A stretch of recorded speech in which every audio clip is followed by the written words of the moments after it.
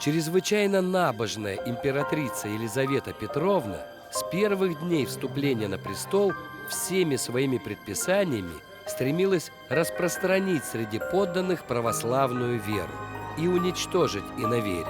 Она отменила многие запреты своего отца, Петра Великого, разрешила помещикам в своих вотчинах строить новые храмы и обновлять обветшалые. Лицам духовного сана позволили записывать в подушный оклад незаконных детей и подкидышей. Также за монастырями признали право заниматься нравственностью несовершеннолетних преступников. После наказания батагами их на 15 лет отдавали для исправления в монастырь. При Елизавете Петровне в Петербурге архитектор Растрелли возвел Смольный дворец, который затем государыня передала под Воскресенский Новодевичий женский монастырь. В Москве на средства царицы восстановили Ивановский монастырь, пострадавший при пожаре 1748 года.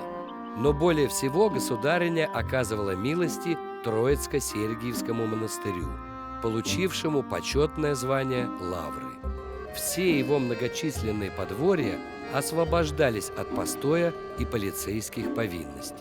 В 1761 году вновь было разрешено постригаться по желанию всем без исключения безбрачным мужчинам, вдовам и девицам. Самым благочестивым подвигом императрицы стало печатное издание Библии, которое поступило в широкую продажу по 5 рублей за экземпляр.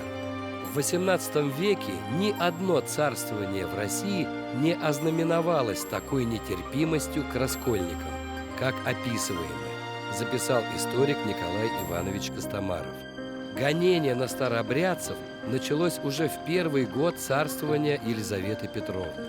Узнав, что в скитах Мезенского уезда поселились раскольники из простолюдинов, купечества и шляхетства, губернская канцелярия направила туда военную команду взять раскольников с их последователями и отправить в Архангельск, а скиты сжечь.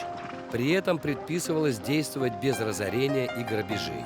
Слыша о приближении войска, раскольники запирались в избах молельных и поджигали их. Сотни раскольников прибегли к такому ужасному способу сохранить истинную веру. Различные секты и ереси действовали даже в Москве. Поэтому в 1760 году Синод вынужден был разослать предписание находить и наказывать виновных в подстрекательстве к самосожжению. В новых губерниях, Финляндской и Оренбургской, образованных указом императрицы, русские не ладили с некрещенным населением. В Оренбургской жили в основном мусульмане, мещеряки, татары, каракалпаки, черемисы, чуваши, мордва, ватяки и башкиры. Стремление распространить христианство делалось таким неумелым и таким нехристианским способом, что вызывало повсюду ненависть к русским. Склонять народ к покорности, но без насилия, удавалось не всегда. В Терюшевской волости мордва встретила военных с луками, рогатинами и огнестрельным оружием. В 1755 году мулла Батырша поднял массу своих единоверцев, башкир, которых жестокими мерами пытался укротить губернатор Неплюев.